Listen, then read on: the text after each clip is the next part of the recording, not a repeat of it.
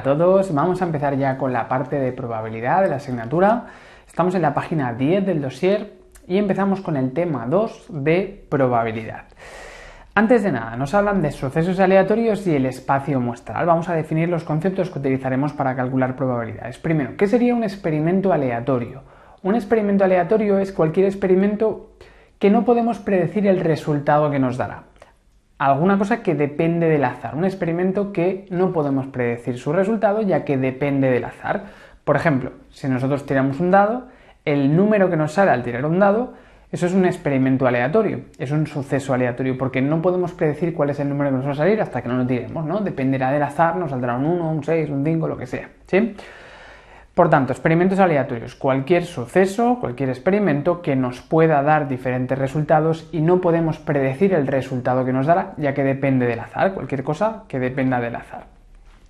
Lo que sí podemos definir de un experimento aleatorio es lo que se llama su espacio muestral. El espacio muestral normalmente se representa con esta letra omega y nos define los diferentes sucesos que podrían ocurrir del experimento aleatorio. Por ejemplo, si tiramos un dado, decíamos, ¿no? Pues el espacio muestral sería 1, 2, 3, 4, 5 y 6, ¿no? Son los 6 sucesos que podrían ocurrir. Lo tenéis aquí si tiramos una moneda, pues cara o cruz, ¿no? Sería el otro ejemplo que tenemos aquí. Bien. Luego tenemos los sucesos. ¿Qué sería un suceso? Un suceso es cualquier subconjunto dentro del espacio muestral, cualquier parte dentro del espacio muestral. Por ejemplo, un suceso podría ser tirar un número y que saliera un número par, ¿sí? Que saliera un número par, es decir, que saliera un 2 o un 4 o un 6, eso sería un suceso.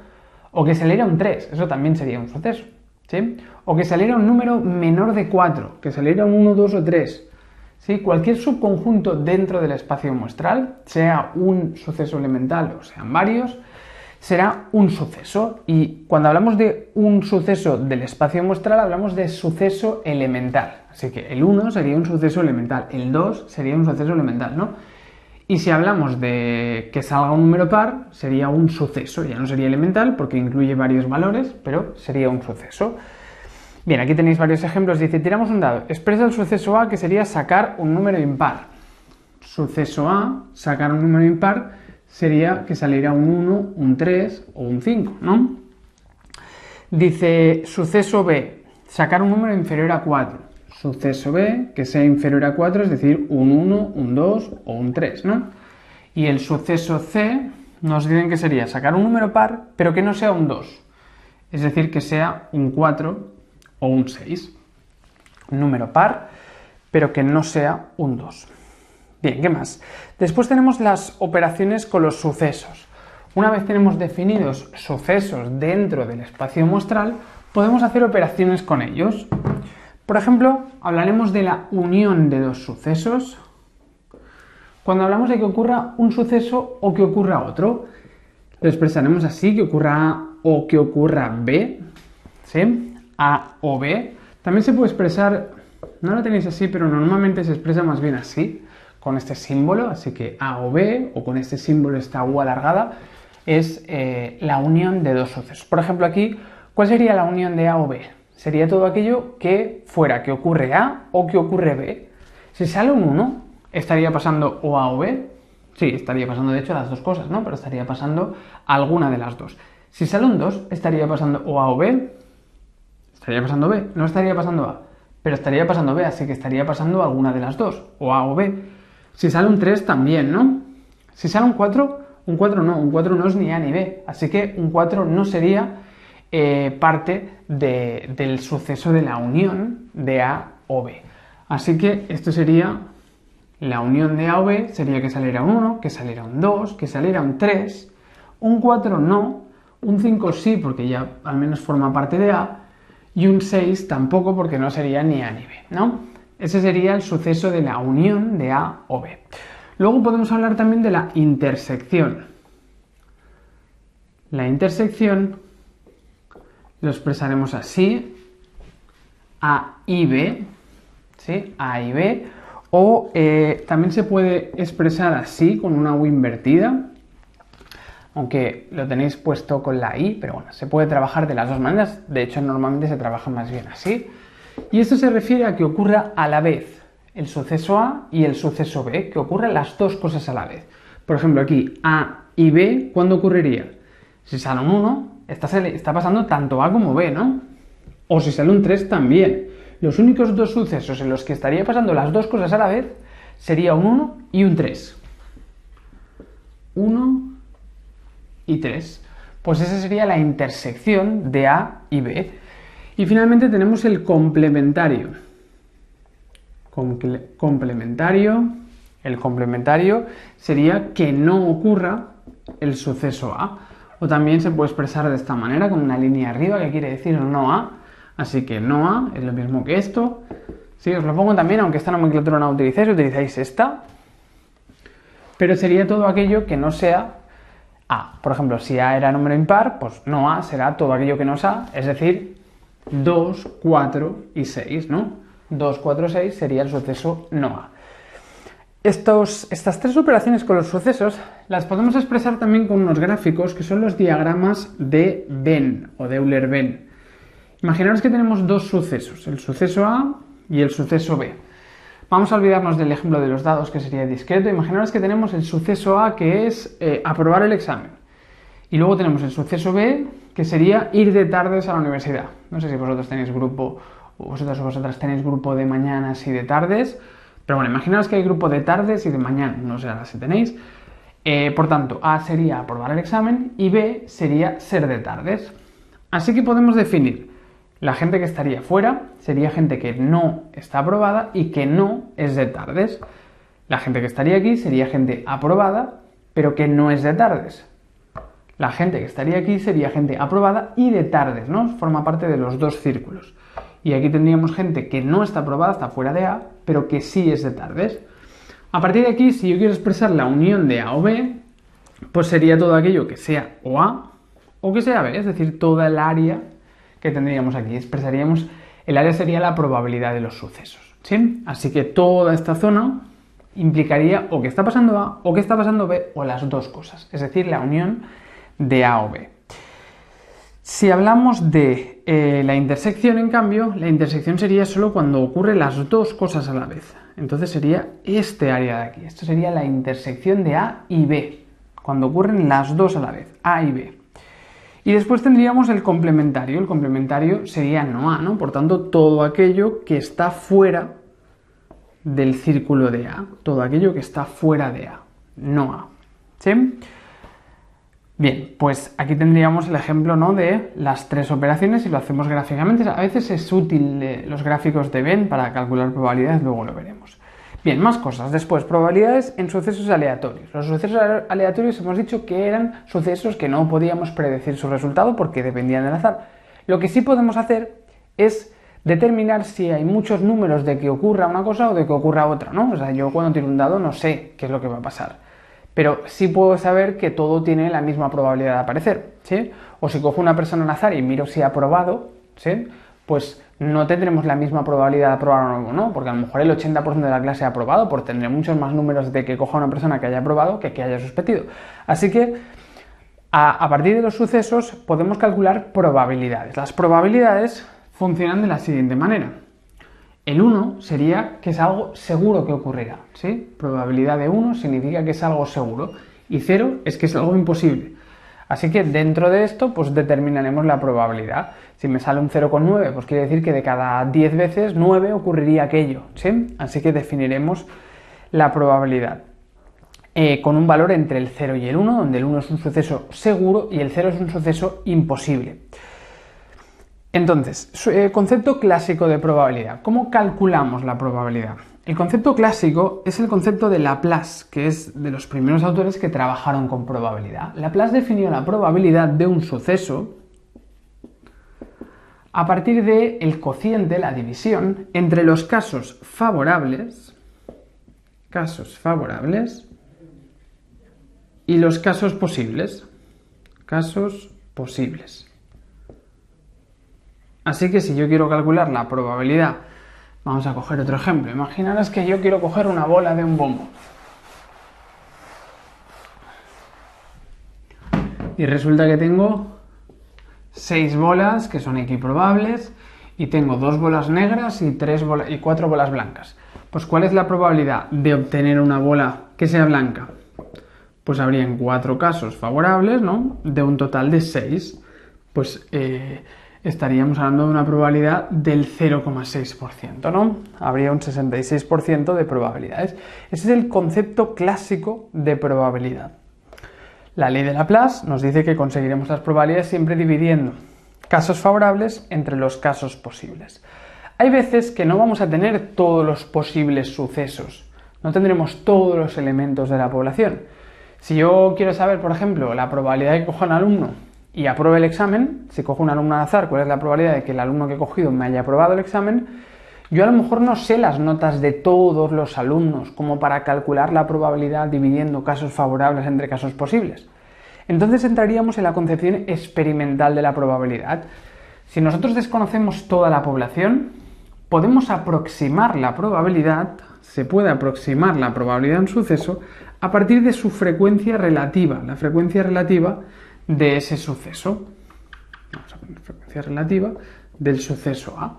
Así que la probabilidad del suceso A tiende, vamos a ponerlo así mejor, tiende a acercarse a su frecuencia relativa. Yo no tengo los datos de toda la población que ha hecho el examen de bioestadística, pero si yo he cogido una muestra, tengo suspendidos y aprobados, yo he cogido una muestra y me han salido 2 suspendidos y 8 aprobados de los 10, pues la frecuencia relativa ¿cuál sería? 2 entre 10, 0,2, 8 entre 10, 0,8, ¿no? Así que yo puedo aproximar la probabilidad de aprobar con su frecuencia relativa. Pues como en la muestra me han aprobado 8 de los 10 y me ha salido un 0,8 de frecuencia relativa, puedo aproximar la probabilidad a 0,8. Es decir, tendremos que las frecuencias relativas tienden a acercarse a las probabilidades cuanto mayor sea la muestra, ¿sí? Esta probabilidad, después a lo mejor ha aprobado el 70% de la clase, pero a mí me había salido un 80 en la muestra. Si yo tengo una muestra, cuanto más grande sea la muestra, más tenderemos a acercarnos la frecuencia relativa y la probabilidad. Bien, esta sería la concepción experimental de la probabilidad que se puede obtener de forma experimental cogiendo observaciones y a partir de ahí con su frecuencia relativa aproximaremos la probabilidad y será mejor aproximación cuanto mayor sea la muestra, decíamos. Más cosas. Después, características de la probabilidad. Decíamos que la probabilidad de un suceso X va entre 0 y 1, decíamos, ¿sí? Y luego podemos decir que la probabilidad de un suceso será igual a la suma de la probabilidad de las partes. Si yo quiero saber, por ejemplo, la probabilidad del suceso A, que era el suceso, decíamos antes, que sería el número impar, pues yo la puedo obtener a partir de ¿qué es el suceso A? Decíamos que era impar. Así que la probabilidad de obtener un resultado al tirar el dado que fuera impar, lo puedo obtener a partir de la probabilidad de que me salga un 2, la probabilidad de que me salga un 4, que me salga un 1, la probabilidad de que me salga un 3, más la probabilidad de que me salga un 5. ¿Sí? Probabilidad del 1, un sexto, más probabilidad de que me salga un 1 es un caso de 6, más la probabilidad de que me salga un 3 es 1 de 6, más un 5 que también es 1 de 6, pues la probabilidad de obtener el suceso A, es decir, obtener un resultado impar al tirar el dado, pues es la suma de las partes, ¿no? La suma de los 3 elementos que me forman el suceso. Esa es la característica que tenemos aquí, probabilidad de X es igual a probabilidad de X más X sub 1 más probabilidad de X sub 2. Venga, más cosas sobre probabilidades. También podemos hablar de una probabilidad condicionada. En general trabajaremos con esta forma de calcular probabilidades, pero a veces queremos saber la probabilidad de que ocurra algo si sabemos que ha pasado otro suceso. Y eso le llamamos probabilidad condicionada. Vamos a volver al dibujo, decíamos que teníamos los aprobados y los que iban de tardes a la uni, ¿no? Entonces yo me podría preguntar cuál es la probabilidad de aprobar, ¿no? Como hemos hecho antes. Pero también me podría preguntar cuál es la probabilidad de aprobar si sabemos que somos del grupo de tardes. ¿Cuál es la probabilidad de aprobar si sabemos que somos del grupo de tardes? Esto lo expresaremos así.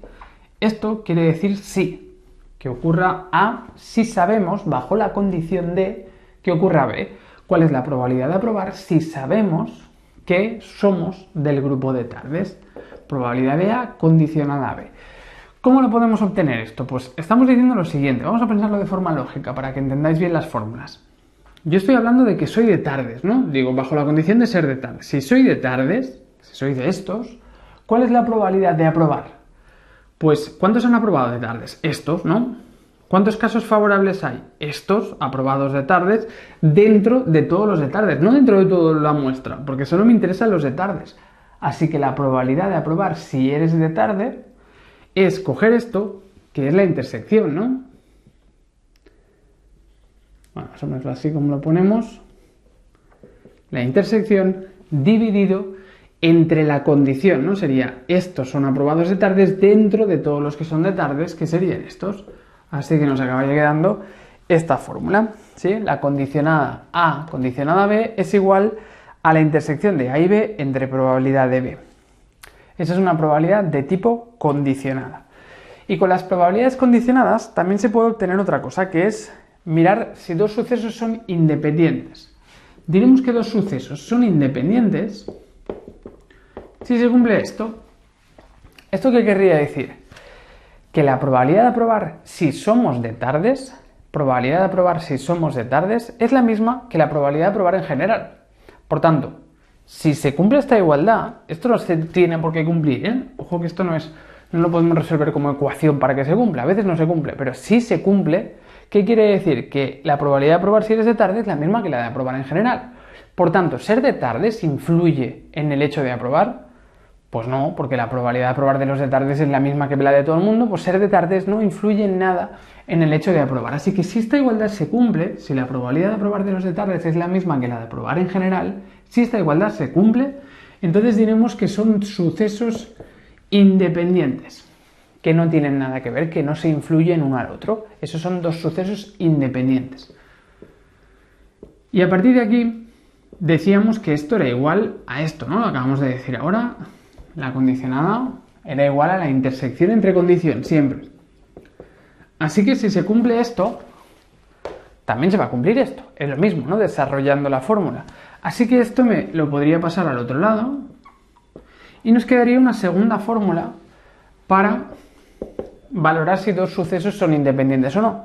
Si la intersección es igual al producto de las probabilidades simples, si esto se cumple, es equivalente a esto. Es la misma fórmula, como habéis visto lo he desarrollado, pero es la misma fórmula. Así que si esto se cumple, también se cumplirá esto seguro, es lo mismo. Así que diremos que son sucesos independientes. Tendremos dos formas de valorar si dos sucesos son independientes. Mirando si la condicionada es igual a la probabilidad si la condición o mirando si la intersección es igual al producto de las probabilidades simples.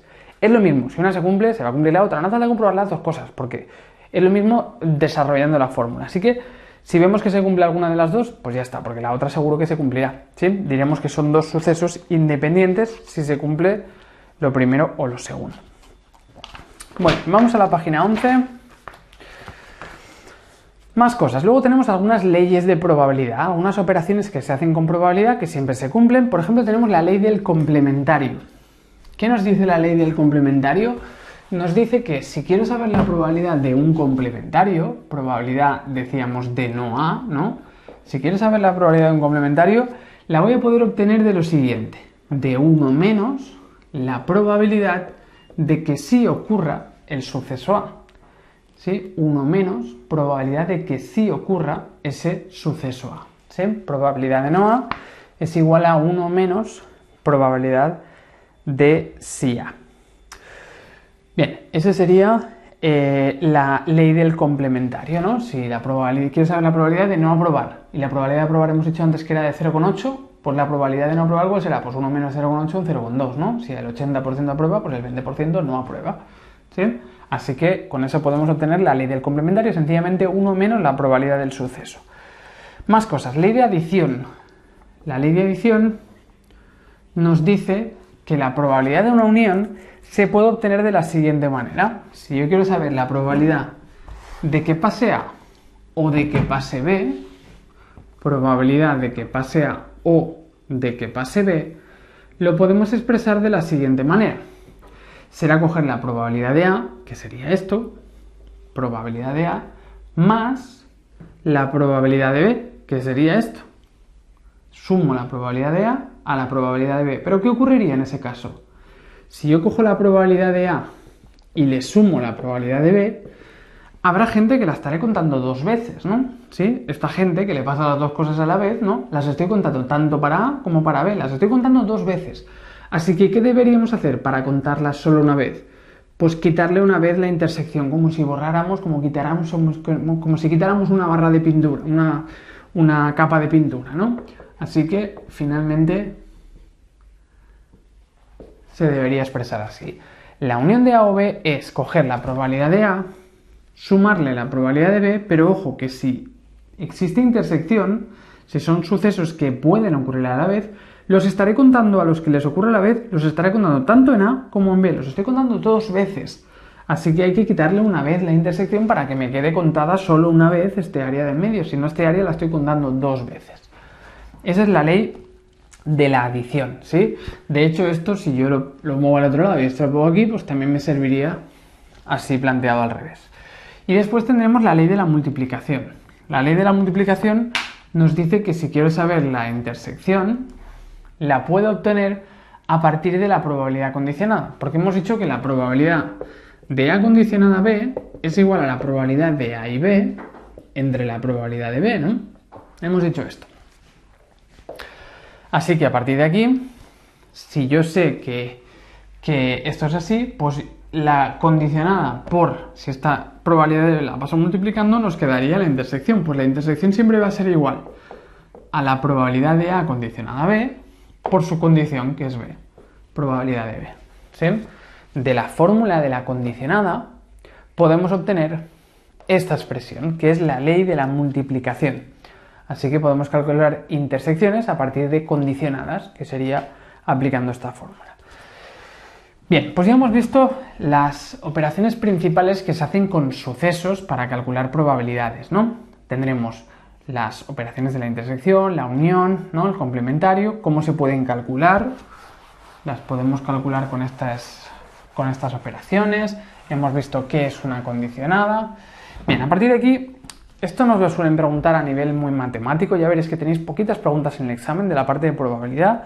Así que lo vamos a intentar hacer muy simplificado, del mismo estilo que os lo preguntan en el examen, esta parte. Entonces, tenéis aquí, por ejemplo, hombres y mujeres. Y tenemos los de evaluación continuada y los de evaluación única, ¿sí? Alumnos de continuada y de única. Tenemos 11 hombres de continuada y 4 de única. 11 mujeres de continuada y 9 de única. 22, 13, 15, 20 y 35. Bien, a partir de una tabla como esta podríamos sacar todas las probabilidades con las que hemos estado trabajando. Por ejemplo, si yo os digo, ¿cuál es la probabilidad de ser un hombre en esta muestra? Probabilidad de ser un hombre. Pues deberíamos aplicar la ley de Laplace, ¿no? Es decir, ¿cuántos casos de hombres hay? 15. ¿15 de cuántos? De 35. Pues esa sería la probabilidad de ser un hombre. No hace falta que lo resolvamos, sino con una fracción se puede expresar una probabilidad, ¿eh? No hay problema por expresarlo así. También si lo ponemos con decimales, también está bien, ¿eh? Pero la probabilidad de ser hombre es casos favorables entre casos posibles. Hay 15 hombres de 35. Pues ya está, esa es la probabilidad de ser hombre. La B dice probabilidad de ser hombre si sabemos que eres de evaluación única. Probabilidad de ser hombre si sabemos que eres de evaluación única. Esto es una probabilidad condicionada, ¿eh? Probabilidad de hombre si sabemos que eres de evaluación única, ¿sí? Fijaros que es una condicionada. Nos dice que ocurra esto si ya sabemos que somos de única. Nosotros somos de única. ¿Cuál es la probabilidad de ser un hombre? ¿Sí? No os liéis, a veces os lo pueden expresar al revés. Yo podría haber puesto, si sabemos que somos de única, ¿cuál es la probabilidad de ser un hombre? Hubiera sido lo mismo que decir probabilidad de ser un hombre si sabemos que somos de única. El tema es cuál es la condición. Lo que yo busco es lo de arriba, la probabilidad que busco es la de arriba. Lo de abajo es lo que ya sabemos, la condición que tenemos, ¿no? Probabilidad de hombre si somos de evaluación única. ¿Cómo lo calculamos esto? Pues ahora no estamos hablando de todo el mundo, ahora estamos hablando solo de los que son de evaluación única. Es decir, estamos hablando de estos 13. Ya no estamos hablando de toda la muestra. ¿Cuál es la probabilidad de ser un hombre si estamos dentro de los de evaluación única? Pues serían 4 de los 13, ¿no? Serían 4 de 13. Pues ya lo tenemos resuelto. Cuando es una condicionada no dividimos entre el total, porque estamos bajo una condición, dividimos entre la condición, serían 4 casos favorables de un total de 13 bajo nuestra condición, ¿sí? Así que sería en este caso 4 de 13. Y la C sería, ¿cuál es la probabilidad de ser hombre y a la vez ser de evaluación única? Pues hombre y a la vez de evaluación única sería 4, ¿no? Que son hombres y son de única. ¿4 de cuántos? 4 de 35. Hombres y de evaluación única. Más probabilidades. Luego nos dicen la D. Dice probabilidad de ser de evaluación única. Probabilidad de ser de evaluación única. ¿Cómo lo calculamos? Pues otra vez, casos favorables entre posibles. 13 son de única, de un total de 35. Pues 13 de 35. Siguiente, dice mujer si sabemos que eres de continuada. La E dice probabilidad de ser mujer si sabemos que somos de continuada. Si queréis podéis parar un momentito el vídeo, intentar plantear a ver si sabéis sacar todas las probabilidades que nos quedan. A veces de lo más complicado es saber sacar la expresión. A ver, esto lo he puesto así, pero hemos dicho que esto lo hacíais así, ¿eh? Así que nos dicen, mujer si sabemos que es de evaluación continuada, es una condicionada, lo que busco que es la probabilidad de ser mujer, si la condición es que seamos de continuada, así que mujer si somos de continuada. Mujer si somos de continuada sería mirar, vale, somos de continuada, esa es nuestra condición. 22. ¿Y cuántas mujeres hay? 11 de 22. Perfecto, pues ya lo tenemos resuelto. Dice F, mujer y que sea de continuada. Probabilidad de ser mujer y que sea de evaluación continuada. Mujer y de continuada. Ojo aquí, si es una intersección habrá que buscar los casos favorables, mujer y continuada. Serían 11, ¿no?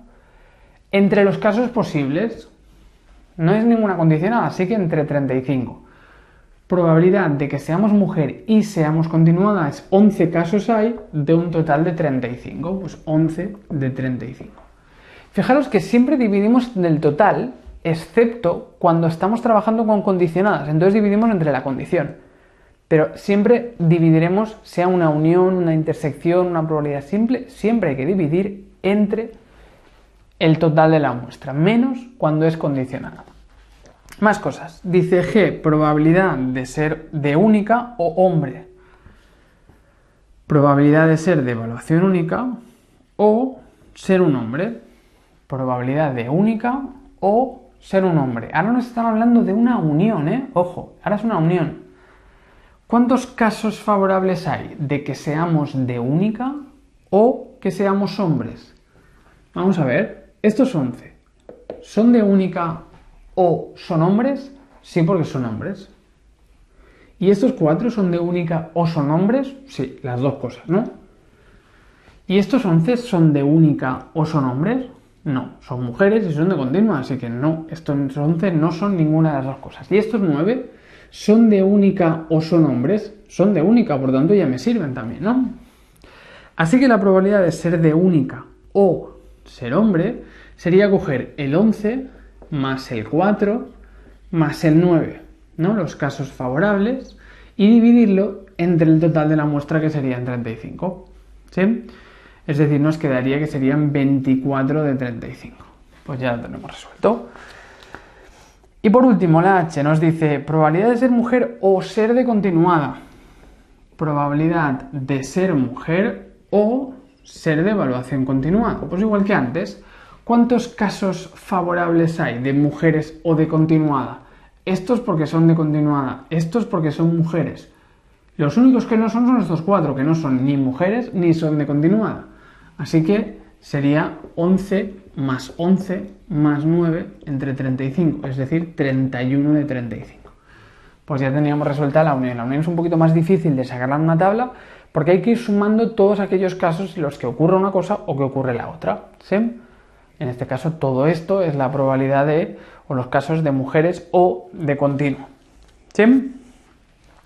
Bien, pues en el examen ya veréis que no suelen poner preguntas muy difíciles del tema de probabilidad, es sobre todo muy de que lo entendáis. Y alguna vez sí que sale alguna tablita y tenéis que sacar alguna probabilidad de alguna tabla, pero del estilo así, que veis que es bastante sencillo, ¿no? Venga, seguimos. A veces también en los exámenes os preguntan por cálculos que tenéis que hacer con las fórmulas que hemos visto antes. Vamos a ver el ejemplo este de la página 11. Dice, si A y B son dos sucesos, con probabilidad de A 3/8, probabilidad de que ocurra el suceso A son 3/8. Dice, probabilidad de B es 1/2, probabilidad de B 1/2, y probabilidad de A y B es 1/4.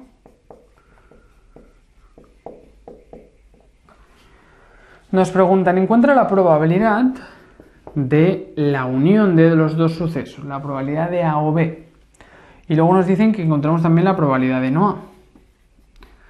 Vamos a ver cómo la calculamos. Tenemos todas estas probabilidades, queremos una unión. Pues, ¿qué podríamos hacer? Aplicar la fórmula que hemos visto arriba, ¿no? La ley de la adición. La ley de la adición me permite calcular una unión a partir de una intersección y las probabilidades simples. Pues lo tenemos todo. Esto sería coger la probabilidad de A más la probabilidad de B menos la intersección de A y B menos la probabilidad de que ocurran las dos cosas a la vez. En este caso lo tenemos todo, pues lo podemos resolver directamente, ¿no? Probabilidad de A sería 3/8, la de B sería 1/2 y la de C sería 1/4. Ahí la de C, la de la intersección sería 1/4. Esto lo podemos simplificar y pasarlo todo a base 8, o sea, fracción de denominador 8, sería esto, por ejemplo, 4/8 y luego 2/8, ¿no? 3/8 más 4/8 y luego menos 2/8, es decir, sería 5/8. 5/8. Esa sería la probabilidad de la unión de los dos sucesos, 5/8. Hemos utilizado sencillamente la ley de la adición, luego le hemos sacado como un denominador para poderlo sumar, ¿no? Venga, luego también nos preguntan por el complementario de A, es decir, que no ocurra A. Hemos dicho que la ley del complementario nos decía que 1 menos la probabilidad de A es igual a la probabilidad de no A. Así que sería sencillamente, si la probabilidad de A es 3/8, pues sería igual a 5/8. ¿Sí? Bien, pues ya tendríamos calculadas esas dos probabilidades. Fijaos que lo hemos hecho a partir de las leyes de probabilidad. Podéis encontraros con alguna pregunta que sea sacar probabilidades de tablas, alguna que sea aplicando las fórmulas. De hecho, también esto se puede resolver con el diagrama de Venn. Vamos a ver cómo se resolvería con el diagrama de Venn, que a veces es más fácil o a veces nos sirve para comprobarlo. A veces lo podéis hacer con las fórmulas, pero si tenéis dudas lo podéis hacer con un diagrama de Venn.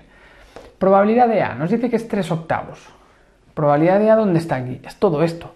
Pero claro, 3/8 abarca dos áreas, ¿no? Tanto esto como esto. Así que yo no lo puedo colocar de momento. Probabilidad de B es 1/2. ¿Sí? Vamos a ponerlo en base 8 mejor. O sea, 3/8, esto 4/8 y esto 2/8, ¿no? Entonces, a partir de aquí, decimos, vale, probabilidad de A 3/8, de B 4/8. La única que sería una única zona sería esta, de A y B, que sería 2/8. Siempre habría que empezar con la intersección. 2/8. La de A es 3/8, así que todo esto es 3/8, contando estos dos. Así que aquí me queda 1/8, ¿no? Aunque gráficamente no coincidiría mucho, pero sería 1/8 y esto es 2/8. Son 3/8 entre todo A. Y entre todo B son 4/8. Si aquí hay 2/8, aquí también hay 2/8. Y finalmente lo que está fuera, pues es lo que me falta, que sería en este caso, pues 3/8. ¿Sí? Llevo 5/8 con todo esto, pues me faltaría 3/8. ¿Cuál sería la unión de A o B? Pues la unión es que pase A o que pase B o que pase las dos cosas, ¿no? Serían estas tres áreas, así que sería 1 más 2 más 2, 5/8. ¿Veis que es lo mismo que nos ha dado con las fórmulas? Y si yo me pregunto por no A, ¿sí? Para hacer la unión, pues busco las áreas determinadas y las sumo, ¿no? Y después, si quiero saber la probabilidad de no A, ¿cuál es la probabilidad de no A? ¿Dónde estaría aquí la probabilidad de no A? Esto es de A, así que sería esto y sería esto, ¿no? La de no A sería todo aquello que esté fuera de A, así que esto o esto, ¿sí? 2/8 más 3/8, ahí, 5/8. ¿Veis que es lo mismo? Se puede calcular probabilidades también a través de los diagramas de Venn, que es muy útil a veces si os preguntan algo muy concreto que no sabéis sacar del todo con las fórmulas, o con las fórmulas tenéis dudas, lo podéis hacer con un diagrama de Venn. Primero, cogéis la intersección y ponéis la probabilidad de la intersección. Yo he puesto en fracciones, se puede poner con decimales, Sí, ponemos la intersección. Luego, la probabilidad de los sucesos contando la intersección y así vamos sacándolo todo. Y ya cuando tenemos las áreas definidas con sus probabilidades, pues cualquier operación es súper sencilla. Si os digo, ¿cuál es la probabilidad de que ocurra solo B? Es decir, B sin A. Probabilidad de que ocurra B sin A, 2/8, ¿sí? O probabilidad de que no ocurra ni A ni B. Pues de que no ocurra ni A ni B sería 3/8, ¿no? Luego me pueden preguntar cualquier cosa que si lo tengo en el gráfico enseguida lo podremos contestar. Bien, vamos a continuar, vamos a la página 12. Otro ejemplo de probabilidad.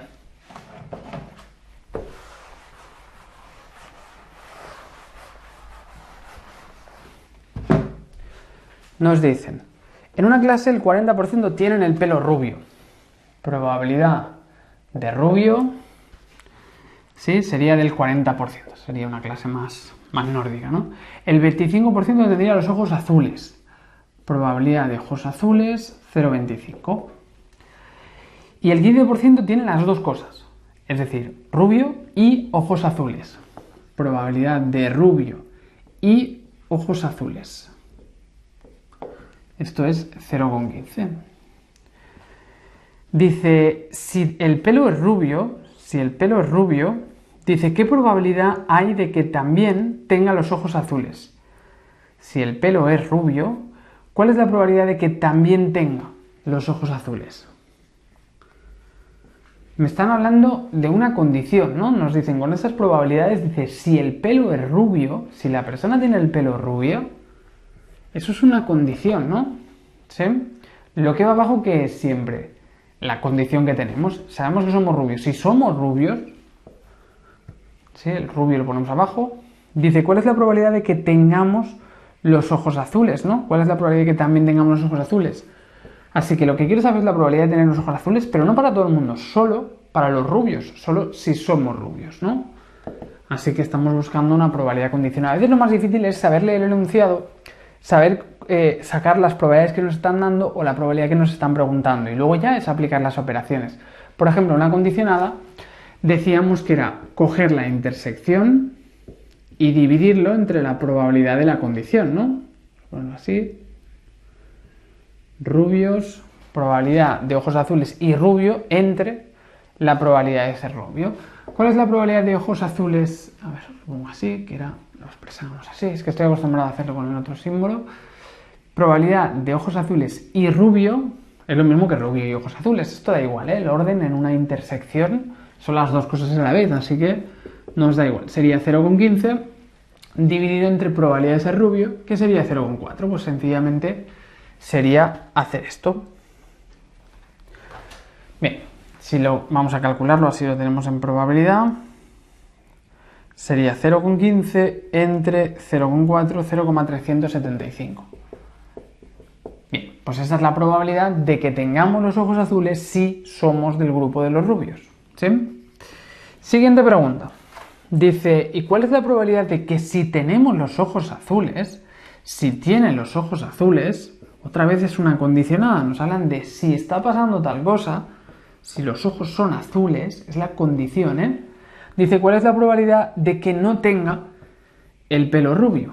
¿Sí? Probabilidad de que no tenga el pelo rubio, como hemos dicho que lo poníamos así, ¿no? Probabilidad de no rubio si tenemos los ojos azules. ¿Cómo lo resolvemos esto? Pues antes de nada, un complementario siempre es tenga condición o no la tenga, da igual, un complementario siempre es 1 menos la probabilidad de la afirmación, ¿no?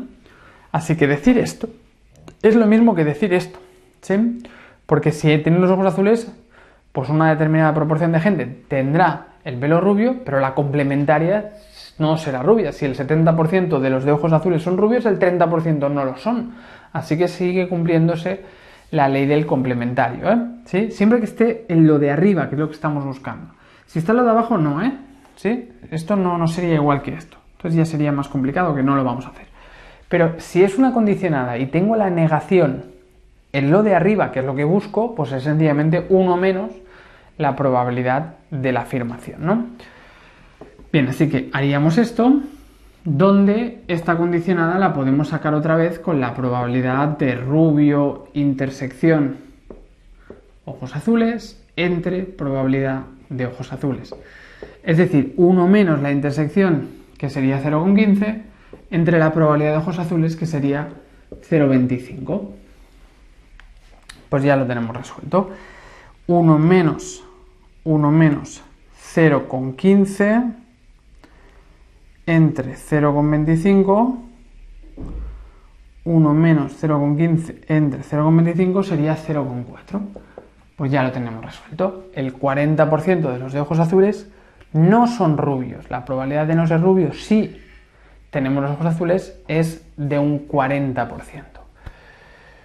Bien, y luego nos preguntan una última cosa, que es si los dos sucesos, ahora que hemos visto todas estas probabilidades, si son independientes o no. Si fueran independientes, ¿qué debería pasar? Pues que la probabilidad de ojos azules si somos rubios debería ser como, decíamos que si dos sucesos eran independientes, no estaban relacionados, esto debería ser igual a la probabilidad sin la condición. La probabilidad condicionada debería ser igual que la probabilidad sin la condición. En nuestro caso se cumple. La probabilidad de ojos azules si somos rubios es 0,375. ¿Es la misma que la probabilidad de tener ojos azules en general? No, eso sería 0,25. Los rubios tienen más números de tener ojos azules, 0,375, respecto a la probabilidad de tener los ojos azules en la población general. Es decir, esta igualdad no se cumple, ¿sí? La condicionada no es igual a la probabilidad sin la condición, así que no son independientes o son dependientes, lo mismo, o están relacionados los dos sucesos, ¿sí? Diremos que no son independientes o que son dependientes o que están relacionados, es decir, ser rubio y tener ojos azules tiene una relación una cosa con la otra, ¿no? No son dos cosas totalmente independientes, pues como hemos visto los rubios tienen más números de tener los ojos azules, ¿no? Por tanto no son independientes sino que son dependientes. Venga, perfecto, pues eso sería ese apartado C. Bien, pues este es otro ejemplo de calcular una probabilidad, pues en este caso aplicando la norma de la condicionada, ¿no? Y luego mirando si son independientes o no, a partir de las fórmulas, ¿no? Que la igualdad que se tenía que cumplir para que sean dos sucesos independientes. Esto lo practicaremos mucho luego al final con los exámenes, ya veréis cómo os lo preguntan, nos lo suelen preguntar difícil, o con una tabla sacamos probabilidades, o algún ejercicio tipo estos, de que tenéis que aplicar pues alguna de las normas que hemos visto antes, las leyes de probabilidad sencillas, y con eso resolverlo. Más cosas. Luego tenemos dos teoremas, aunque esto nos lo suelen preguntar de cálculo porque se vuelve un poquito más complicado, pero vamos a ver el teorema de la probabilidad total y el teorema de Bayes. Teorema de la probabilidad total.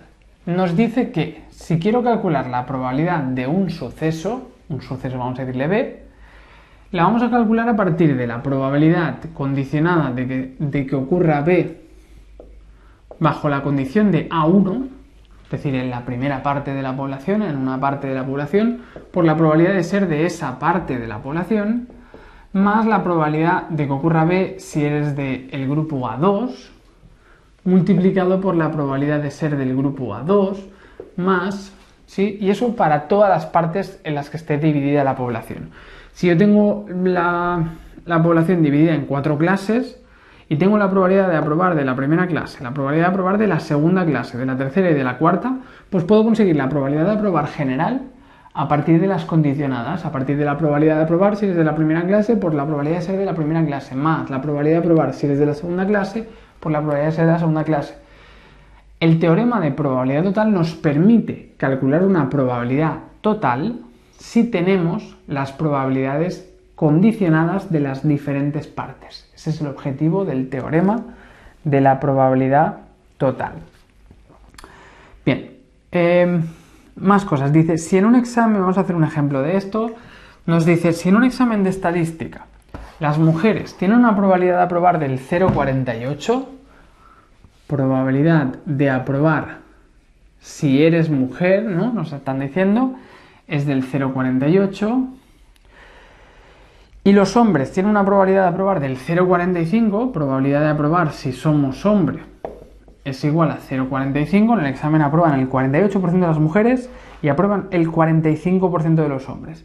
Y nos dicen que la probabilidad de ser hombre, sabemos que el 60% de la clase son hombres, 0,6, ¿no? Probabilidad de ser hombre, el 0,6. Dice, ¿qué probabilidad tiene un alumno de aprobar? Si la probabilidad de ser hombre es 0,6, pues en este caso la probabilidad de mujer sería 0,4, ¿no? Así que nos preguntamos, ¿qué probabilidad tiene un alumno de aprobar? Bien, nos estamos preguntando por la probabilidad, vamos a ponerle aquí una P, probabilidad de aprobar en general, cuando tenemos la probabilidad de aprobar de las chicas y de los chicos. Así que podemos obtener la probabilidad de aprobar global si tenemos la probabilidad de aprobar de las diferentes partes, que es el teorema de la probabilidad total. Eso lo obtendremos a partir de la probabilidad de aprobar si somos mujer multiplicado por la probabilidad de ser mujer, más la probabilidad de aprobar si somos hombre por la probabilidad de ser hombre. En este caso sería una suma solo de dos partes, que solo tendríamos dos partes. Pues con esto lo podríamos resolver. Probabilidad de aprobar si somos mujer, 0,48. Por la probabilidad de ser mujer, 0,4. ¿Sí? Y probabilidad de aprobar si somos hombres, más 0,45, por la probabilidad de ser hombre, 0,6. Bien, pues a partir de esto lo vamos resolviendo. 0,48 por 0,4 más 0,45 por 0,6. Sería 0,462. 0,462. Pues ya lo tenemos resuelto. La probabilidad de aprobar en general, la probabilidad de aprobar de forma global, la hemos obtenido a partir de la probabilidad de las diferentes partes de la población. ¿Sí? Pues en este caso teníamos dos grupos, hombres y mujeres, pues teníamos hemos conseguido la probabilidad de aprobar en general a partir de los dos grupos, ¿no? Muy bien. Y luego, relacionado con este teorema, este es el teorema de la probabilidad total, teorema de probabilidad total, tenemos otro teorema que está relacionado, que es el teorema de Bayes. Vamos a dejar esto así, que luego lo vamos a utilizar. Teorema de Bayes. El teorema de Bayes lo que nos dice es lo siguiente, que si queremos calcular la probabilidad de que ocurra A condicionada a B, ¿sí? De que ocurra un suceso A condicionado a B, lo podemos obtener a partir del siguiente cálculo. En este caso diremos de que ocurra A1, si somos de B, lo podemos obtener a partir de la probabilidad, bueno, decíamos que una intersección, vamos a dejarlo de momento así, no os quiero liar, sería la intersección entre la probabilidad de la condición, ¿no? ¿Sí? Esto es esto. Bien, pero si hubiéramos hecho lo contrario, B condicionado a A, también sería la intersección, ¿no? Pero ahora sería entre la probabilidad de A. Así que fijaros que si yo hago este cálculo y aplico la ley de la multiplicación que decíamos, la intersección es igual también a probabilidad de B entre A por probabilidad de A, ¿no? Así que, como tenéis aquí, esto es lo mismo que esto por esto, ¿sí? Y esto lo mantenemos igual. Pues esto es el teorema de Bayes, sencillamente. Si yo quiero una probabilidad condicionada, pero tengo la contraria, si tenemos la contraria, entonces la podemos obtener a partir del teorema de Bayes. Con la condicionada del revés, por su condición entre la condición general, vamos a obtener la probabilidad de que ocurra este suceso. Ese es el teorema de Bayes. Así que nos preguntan, ¿cuál es la probabilidad de que si has aprobado seas un hombre? Ahora nos dicen, ¿cuál es la probabilidad de que si has aprobado, que es la condición, que seamos un hombre? Probabilidad de que si yo cojo una persona al azar, sé que ha aprobado, ¿cuál es la probabilidad de que sea un hombre? Probabilidad de que si hemos aprobado, seas un hombre. Pues esta probabilidad yo no la tengo con los datos que he mandado antes, ¿no?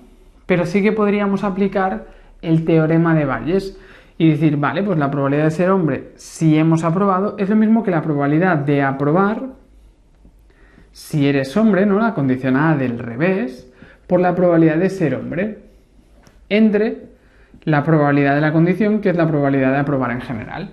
¿Sí? Luego a veces en el teorema de Bayes, a veces se descompone, puede ser que os encontréis la fórmula, pero donde esto lo tenemos descompuesto en todo esto. ¿Sí? Porque estamos juntando el teorema de Bayes, que es esto, con el teorema de probabilidad total. Así que puede ser que en clase veáis esta fórmula de Bayes mucho más larga, porque sencillamente lo de abajo lo hemos sustituido por las probabilidades condicionadas que nos decía el teorema de la probabilidad total. Pero yo os lo pongo así, el teorema de Bayes en sí es esto. Lo que pasa es que luego esto se puede sustituir por todo esto, pero es esto.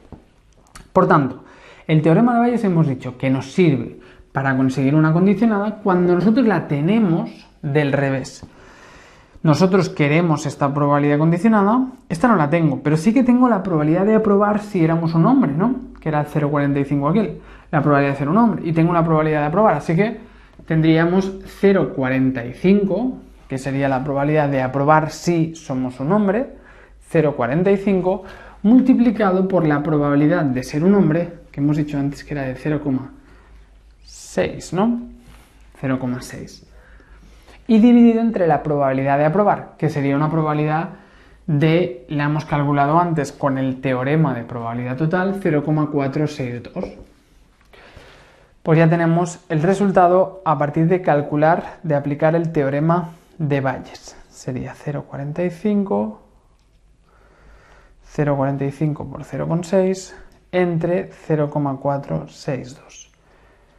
Venga, nos quedaría 0,58. Pues la probabilidad de que si cogemos una persona al azar y vemos que ha aprobado, la probabilidad de que hubiera sido un hombre era del 0,58. Muy bien. Venga, nos quedan un par de cosillas más del tema de probabilidad.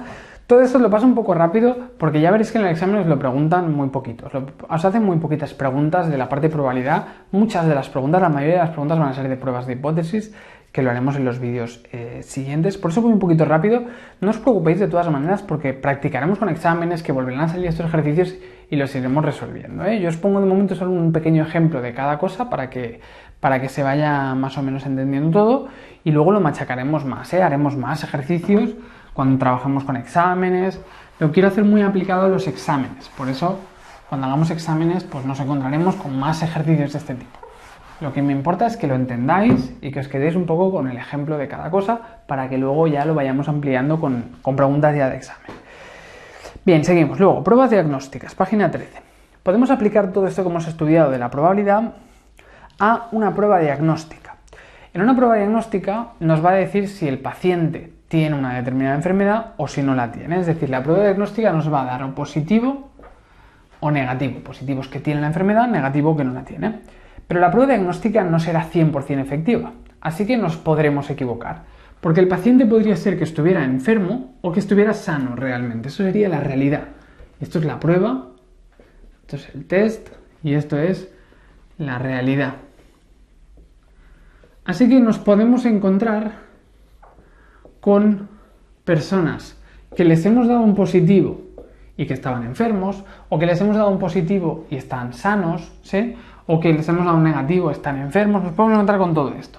Tendríamos 40 personas, vamos a utilizar el ejemplo para ir viendo ahora las medidas.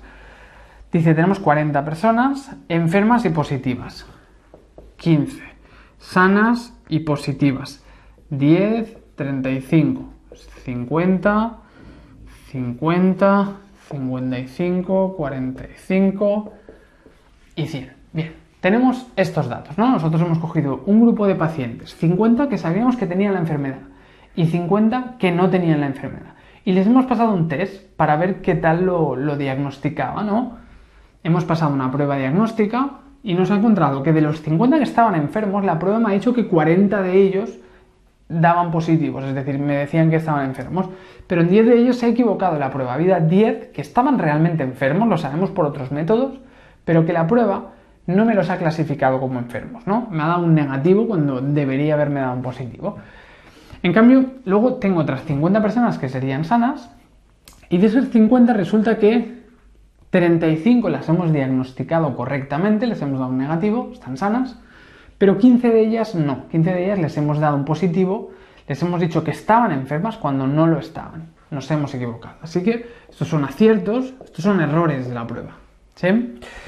Bien, a partir de aquí podemos sacar una serie de medidas para poder valorar lo buena que está siendo la prueba, lo que está acertando, ¿no? La primera medida sería la prevalencia. La prevalencia tiene que ver con la probabilidad sencillamente de estar enfermo. La prevalencia diremos que es la probabilidad de estar enfermo. Si esto fuera una muestra que hemos cogido al azar representativa de la población, pues entonces la probabilidad de estar enfermo aquí sería 50 entre 100, 0,5, ¿no? En nuestra muestra la probabilidad de estar enfermo sería de 50 entre 100 de 0,5. Si esto fuera una muestra representativa, pues el 50% de la población tendría esa enfermedad, ¿no? Eso es la prevalencia. Pero eso no nos sirve para valorar la prueba, es algo de epidemiología, ¿no? Luego tenemos la sensibilidad y la especificidad. La sensibilidad de la prueba nos va a decir, ahora vamos a ver las medidas que se dicen de validez de la prueba. Vamos a ver si la prueba es buena o no. Para ver si la prueba es buena o no tendremos dos medidas, la sensibilidad y la especificidad. La sensibilidad es lo buena que es la prueba diagnosticándome enfermos, lo buena que es la prueba con los enfermos. Es decir, es la probabilidad de que si estamos enfermos realmente, nos diagnostique correctamente, es decir, nos dé un positivo. Esa sería la sensibilidad, probabilidad de que si estamos enfermos, demos un positivo. En nuestro ejemplo, ¿cuántos enfermos hay? 50, ¿no? Y de los 50, ¿cuántos han dado positivo? 40 de los 50. Esta prueba tiene una sensibilidad del 0,9, ¿sí? Eso quiere decir que de los enfermos diagnostica correctamente como enfermos, los diagnostica como positivos al 90% y se equivoca en el 10% de los enfermos. Pero la prueba no se mide solo por lo buena que es detectando enfermos, también tiene que ser buena para detectar sanos, por si yo diera un positivo a todo el mundo sería muy buena detectando enfermos, pero sería muy mala para detectar sanos. Así que necesitamos también que nos detecte bien a los sanos. Para eso tenemos la especificidad, que es la probabilidad de que si la persona está sana, si estamos sanos, demos un negativo. Probabilidad de que si estamos sanos, demos un negativo. ¿Cómo hacemos esta probabilidad de que si estamos sanos, demos un negativo? Pues de la misma manera, si tenemos a 50 sanos y 35 han sido negativos, ¿sí? Pues ya tenemos aquí calculada, ay, esto lo he puesto mal, esto es 0,8, 40 de 50 sería una sensibilidad de 0,8, Especificidad sería 35 de 50, sería una especificidad de 0,7. Habría un 70% de probabilidades de que si estamos sanos, demos un negativo, ¿sí? 0,7. 70% de probabilidades de dar un negativo correctamente a los sanos. Bien. Esas son las medidas para ver lo buena que es la prueba. Lo que nos interesa es que las dos sean lo más altas posibles. Si nos dicen que una prueba tiene una sensibilidad del 95% y una especificidad del 99%, pues es una buena prueba, ¿sí? Bueno, dependerá para qué sea, pero nos interesan valores lo más cercanos a 1 posibles de las dos. Pero ¿qué ocurre? Que si a un paciente le pasamos la prueba y nos da positivo, ¿qué le diremos? El paciente nos preguntará, vale, ¿seguro que tengo la enfermedad? Bueno, seguro no. Seguro no, porque la prueba tiene un cierto margen de error. Así que si el paciente nos ha dado un positivo, ¿qué le vamos a decir? Claro, si estuviera realmente enfermo, la probabilidad de que él te hubiera dado un positivo es del 0,8. Y si hubieras estado sano, la probabilidad de que hubiera dado un negativo es 0,7. Bueno, el paciente va a decir, pero es que yo no sé si realmente estoy enfermo o si estoy sano. Yo no sé si estoy en esta condición o en esta otra. Por tanto, esto no me sirve de nada. Al paciente, esto no le sirve de nada. Si ha dado un positivo. ¿Qué es lo que le interesa al paciente? Una condicionada, pero del revés, que son los valores predictivos. Es decir, el valor predictivo positivo es la probabilidad de que si hemos dado un positivo, si yo soy un paciente y he dado un positivo, ¿cuál es la probabilidad de que esté realmente enfermo? Y el valor predictivo negativo es la probabilidad de que si hemos dado un negativo, ¿cuál es la probabilidad de que estemos realmente sanos? ¿Sí? Estos son los valores predictivos y esto es lo que le interesaría saber a un paciente, que me salga positivo o que me salga negativo, porque el paciente no sabe si él es un enfermo o es un sano, ¿sí? Así que necesitaremos estas condicionadas. Si nuestra muestra fuera representativa de la población, si esta muestra hubiera sido cogida al azar de la población, se podría calcular directamente de la tabla. Probabilidad de estar enfermos si somos de los positivos. ¿Cuántos positivos hay? 55 y tenemos que 40 estaban realmente enfermos, ¿sí? 40 de 55. Y probabilidad del valor predictivo negativo sería coger, vale, de los sanos que son, perdón, de los negativos, que es nuestra condición, que son 45. ¿Cuál es la probabilidad de estar sano? 35 de los 45. ¿Sí? Así que haríamos el cálculo y diríamos 40 entre 55.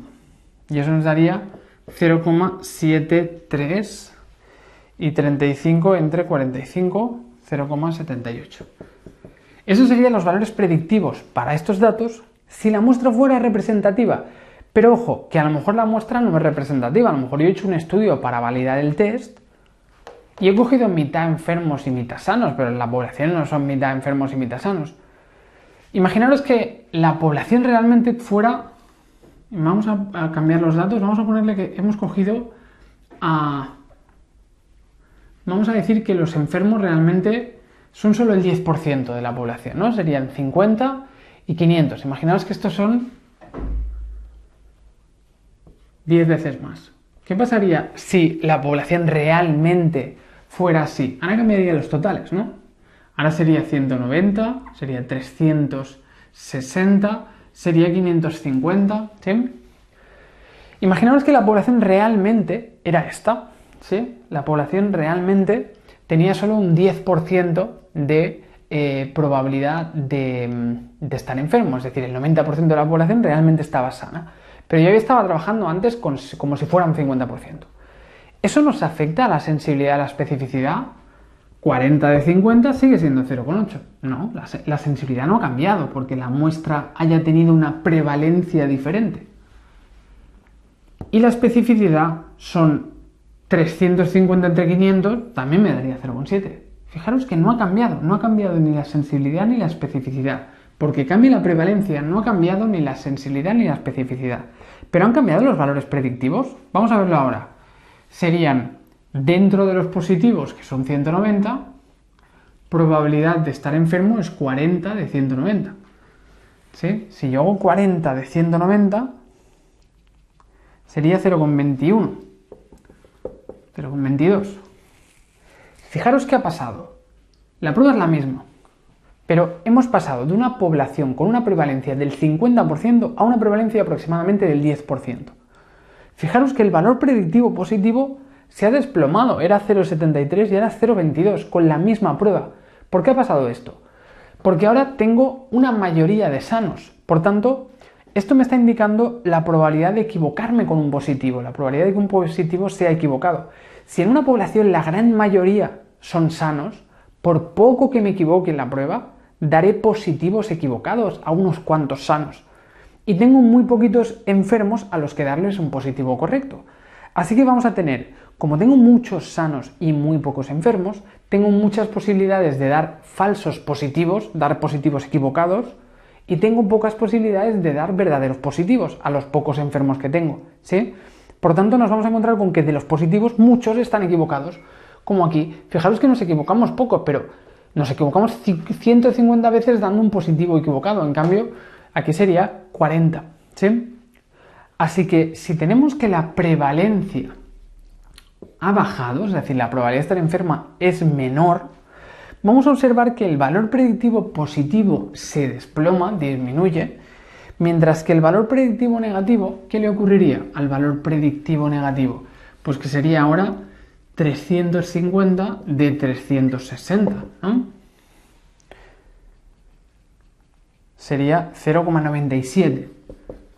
Fijaros que el valor predictivo negativo, que era 0,78, ha subido a 0,97.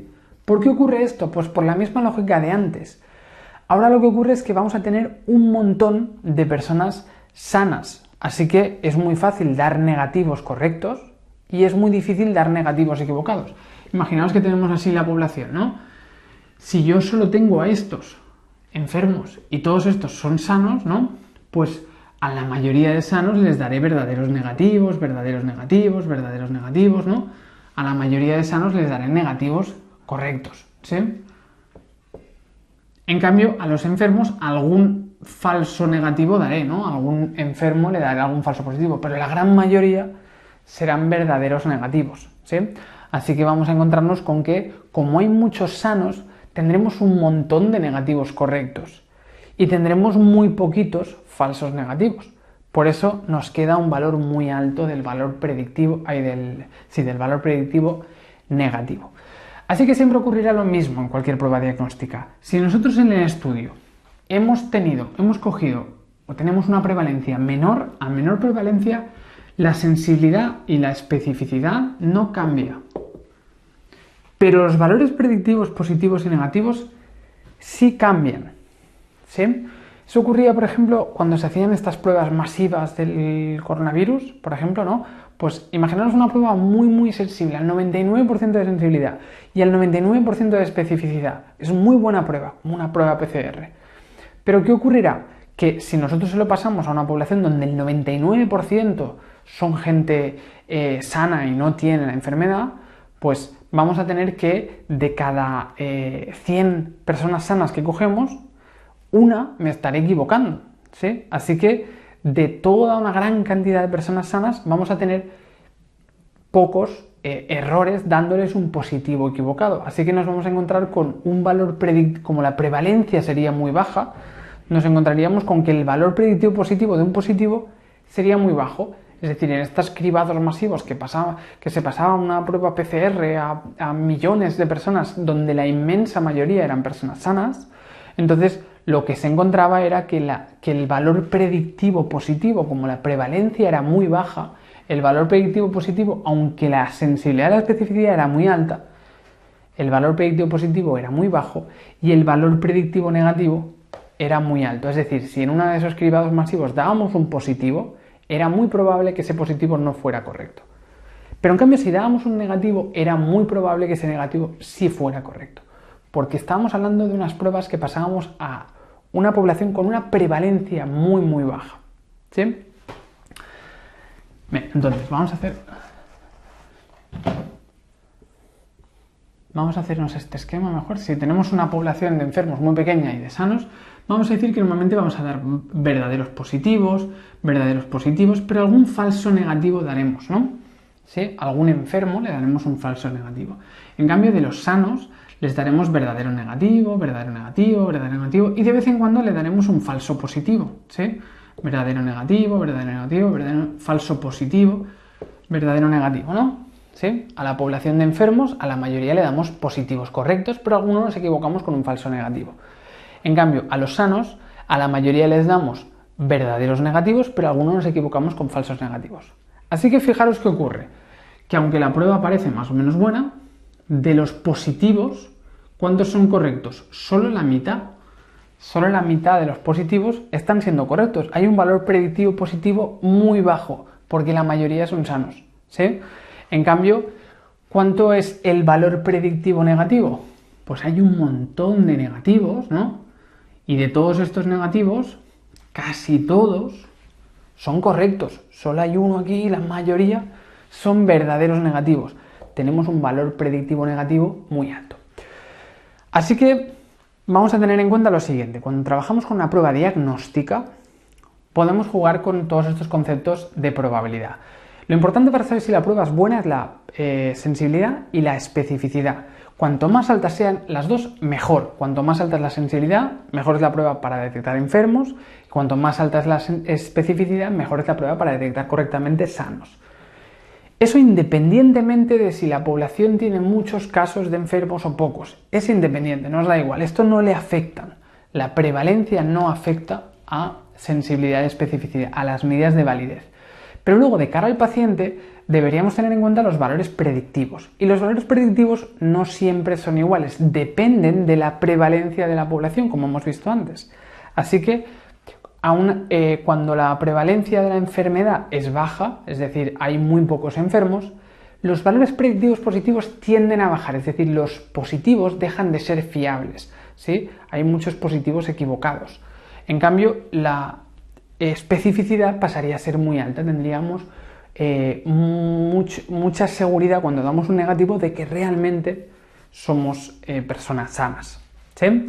Así que quedaros con este concepto. ¿Cómo afecta la prevalencia a valor predictivo positivo y negativo? Entonces, lo que ocurre muchas veces es que para trabajar con los datos se coge una muestra como esta, ¿sí? Una muestra equilibrada.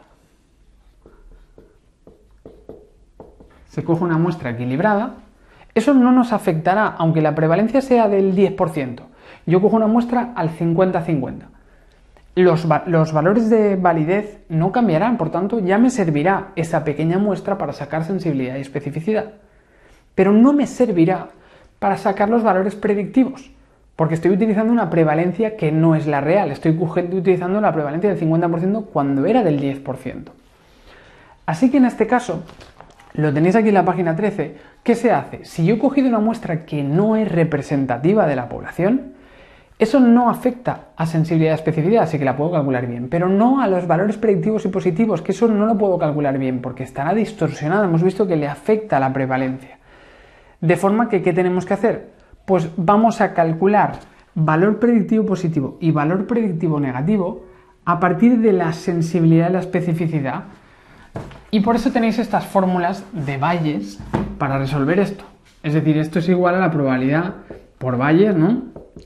Condicionada contraria por la nueva condición entre la probabilidad de la condición general, que es esta, que luego se puede descomponer en esto entre esto por la ¿no? Teorema de probabilidad total, como hemos visto antes. Nos quedaría esto. ¿Sí? Fijaros que yo puedo resolver el valor predictivo positivo a partir de la sensibilidad, que es esta, y el complementario de la especificidad, que es esta. Así que yo puedo calcular los valores predictivos positivos y negativos indirectamente a través de las fórmulas del teorema de Bayes, que es lo que tenéis aquí.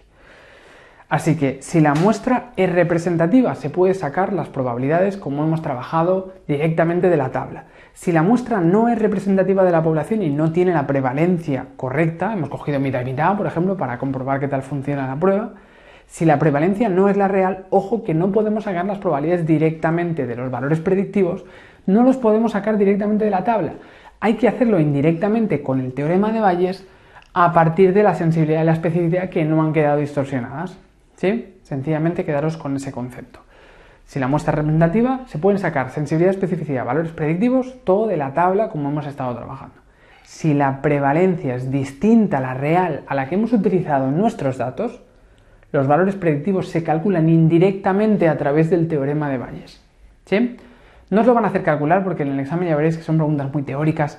No tenéis cálculos complicados, así que eso no os lo van a preguntar, pero sí cosas de comprensión, como lo que os decía, de qué ocurre si aún disminuye la prevalencia, pues que aumenta el valor predictivo positivo y disminuye el negativo, o al revés, si aumenta la prevalencia, entonces aumenta el valor predictivo positivo y disminuye el valor predictivo negativo. Venga, pues esto es lo importante que tengáis claro para el tema de las pruebas diagnósticas.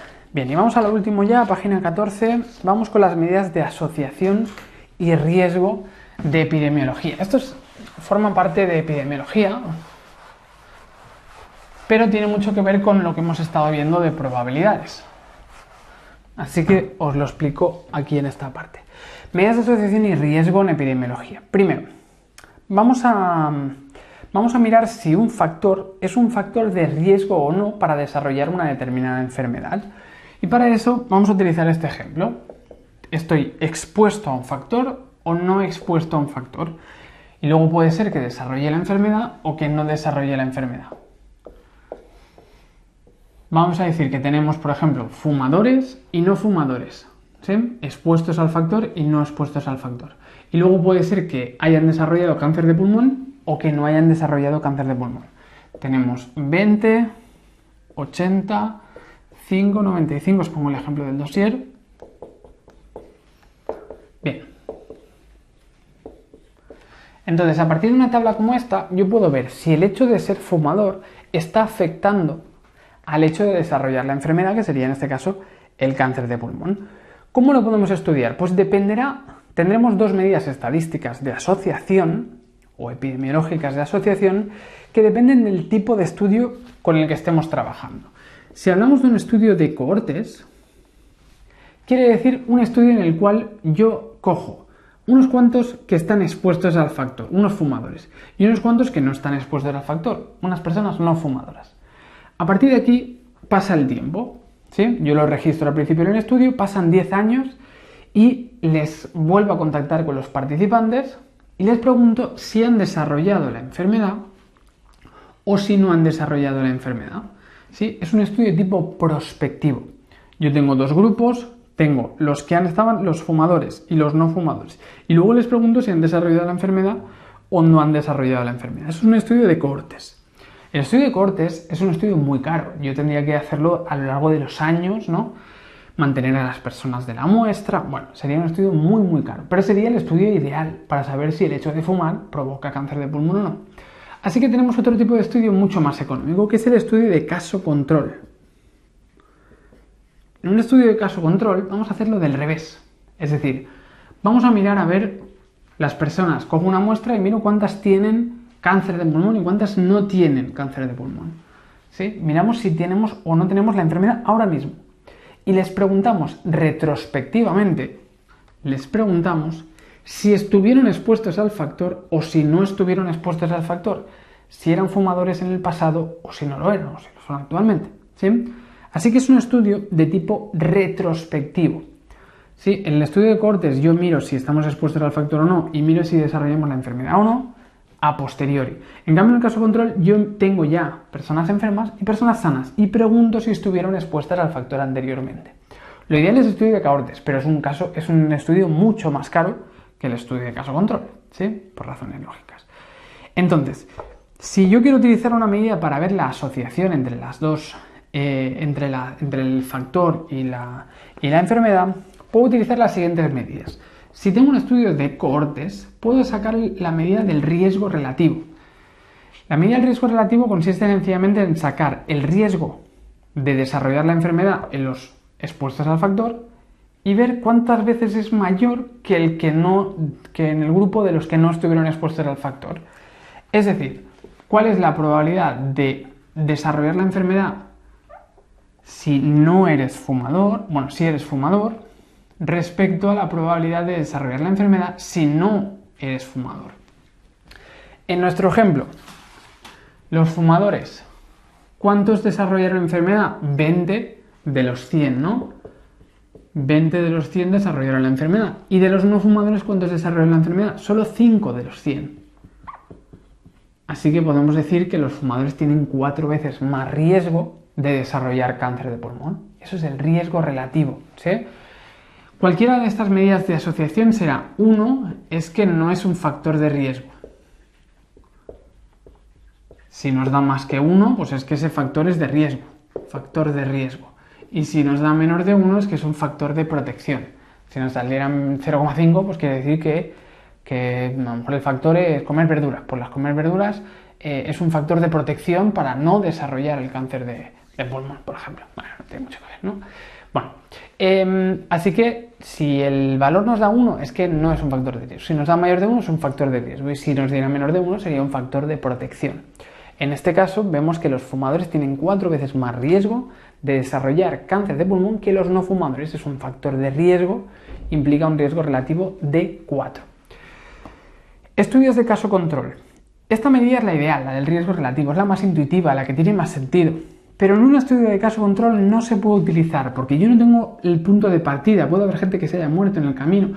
Tenemos un estudio que es diferente, así que no podemos sacar el riesgo relativo porque no tengo los grupos originales, lo estoy mirando a posteriori.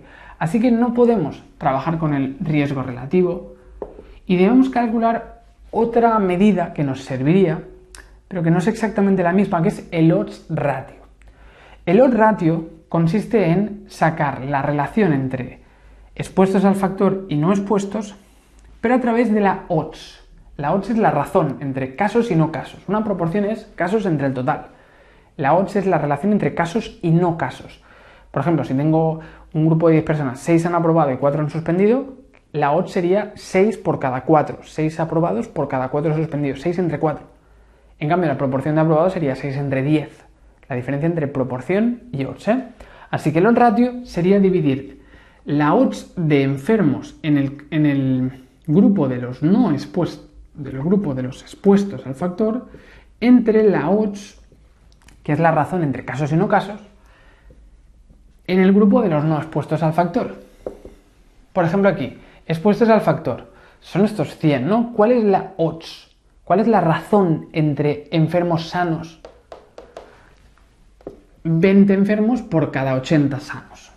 ¿Sí? ¿Y cuál es la odds de los no expuestos al factor? Pues tengo tengo 5 enfermos por cada 95 sanos. ¿Sí? Pues eso nos dará el odds ratio. 20 entre 80 dividido entre 5 entre 95. Sería 4,75. Así que el odds ratio, ¿qué me está diciendo? Que la razón de enfermos por cada sano, la razón enfermo sano, es casi 5 veces superior en el grupo de los expuestos al factor que en el grupo de los no expuestos al factor. Es casi 5 veces más. Así que es un factor de riesgo el hecho de fumar con el cáncer de pulmón. ¿Sí? La diferencia es que el riesgo relativo lo utilizamos en el estudio de cohortes, mientras que el odds ratio lo utilizamos en el estudio de caso control. El riesgo relativo consiste en dividir la proporción de enfermos, esto entre esto, y compararla en los expuestos al factor con la proporción de enfermos de los no expuestos al factor.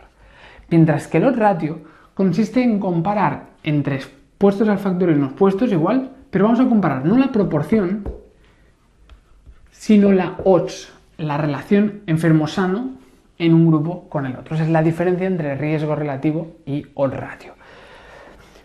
Venga, esta parte es de la parte de epidemiología. Yo os explicaré la parte de bioestadística de la asignatura. Luego tenéis que repasar más conceptos que tengáis de epidemiología. El curso es solo para bioestadística, pero bueno, esta parte tiene que ver con esta parte de probabilidad. Y es algo que os preguntan mucho en los exámenes, los estudios de cohortes, caso control, riesgo relativo, ratio. Ya veréis que muchas de las preguntas de epidemiología son de esto, de entender esto, casos, los dos tipos de estudios y los dos tipos de medida. Pero hay más cosas, ¿eh? Repito, la parte de epidemiología os la tenéis que mirar aparte, es algo teórico, no tiene mucha historia, eso es lo que tiene más de números, así que esa es la parte que yo os explico en el curso, pero hay más cosas de teoría de epidemiología, os lo miráis de las diapositivas, es muy sencilla la parte de epidemiología, la gente no suele tener ningún problema, así que bueno, mirároslo, pero miraros la parte de epidemiología, que una parte del examen son preguntillas de esa parte. Pero yo os explico esto, que creo que es lo que más podéis aprovechar de que os lo explique. Lo otro es todo teoría y esto ya veréis que os lo preguntan bastantes veces. Bien, pues lo dejamos aquí respecto al tema de probabilidad, de introducción a la probabilidad. Acabamos así el tema 2 y nada, empezamos en la siguiente clase ya con las distribuciones de probabilidad.